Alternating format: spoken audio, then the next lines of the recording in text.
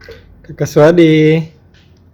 Halo Faiz, halo Tribuners. Halo, Kembali Kak. bertemu untuk review harian Tribun Timur di edisi Rabu 6 Desember 2023. Nah, khusus di halaman PSM Tribuners, Tribun Timur akan terbit dengan judul Tanpa Tiga Pilar Utama.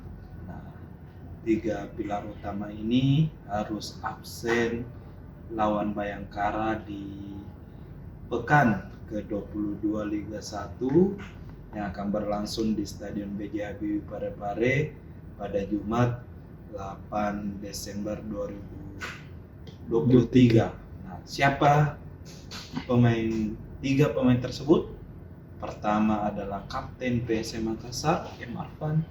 Kedua, gelandang muda dan energik, Ananda Rehan.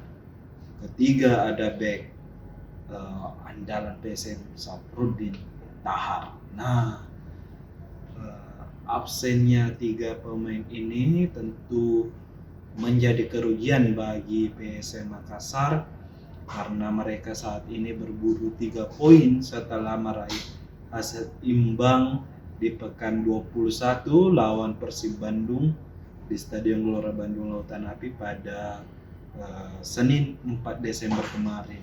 Nah, kehilangan tiga pemain ini tentu membuat Bernardo Tavares harus memikirkan kembali taktik yang akan dipakai untuk lawan Bayangkara. Kita tahu bahwa saat ini Bayangkara ketika di Januari transfer melakukan perombakan besar terhadap skuadnya, ada 11 pemain didatangkan termasuk Raja Nainggolan. Nah, Raja Nainggolan juga yang mantan penggawa AS Roma dan Inter Milan juga sudah diboyong oleh sang pelatih Mario Gomez untuk menantang PSM Makassar. Nah, di sini tentu Tavares harus memikirkan opsi pemain yang tepat untuk menggantikan posisi M. Arfan, kemudian Ananda dan Safruddin, karena kita tahu ketiga pemain ini selalu menjadi pilar. M. Arfan dengan 19 laga sudah menit bermainnya 1.500.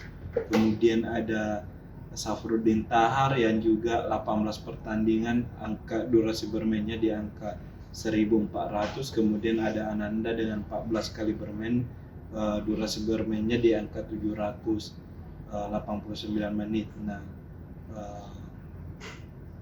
pengganti sepadan tentu harus dicari. Ada beberapa opsi yang bisa dimainkan oleh pelatih asal Portugal tersebut. Ada nama Rashid Bakri, sosok gelandang senior dan punya pengalaman. Dia bisa diberi kesempatan kembali untuk mendapatkan tempat di 11 pemain susunan pemain atau di line up PSM ketika lawan Bayangkara. Dia bisa diduetkan dengan Akbar Tanjung dalam mengawal lapangan tengah. Kemudian ada Dava Salman juga yang bisa diplot sebagai gelandang. Nah, ketika kita tahu bahwa posisi Dava Salman ini berposisi back sayap kanan, ketika memang diplot sebagai gelandang bertahan, Yance Sayuri bisa diplot di posisi tersebut.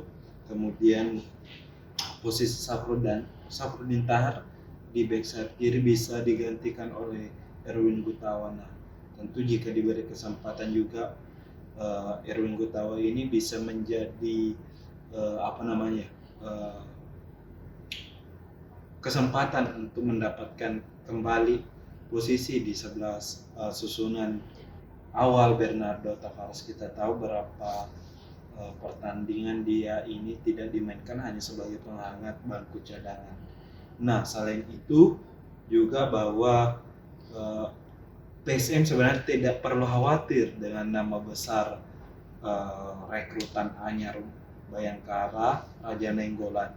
Kita tahu memang bahwa Raja Nainggolan di usia emasnya sebagai pemain sepak bola memperkuat klub-klub top Eropa. Ada AS Roma, kemudian Inter Milan, kemudian dia juga menjadi bagian dari timnas Belgia. Namun itu kita berbicara beberapa tahun lalu.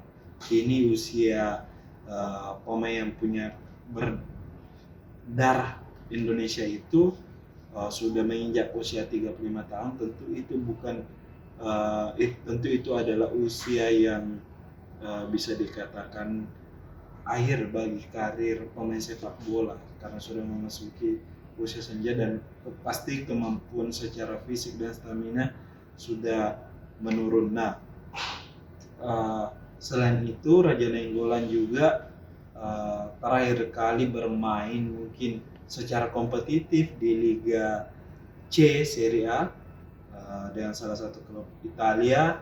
Kemudian itu terakhir kali pada Juli. Nah, ini ada waktu sekitar 5 bulan Raja Nainggolan tidak tampil kompetitif. Tentu secara kebugaran fisik, sentuhan bola ini biasanya berkurang ketika kurang latihan, dan tentu ini yang bisa menjadi keuntungan dan penggawa PSM tidak perlu takut dengan nama besar Raja Nainggolan di Bayangkara. Begitu Faiz.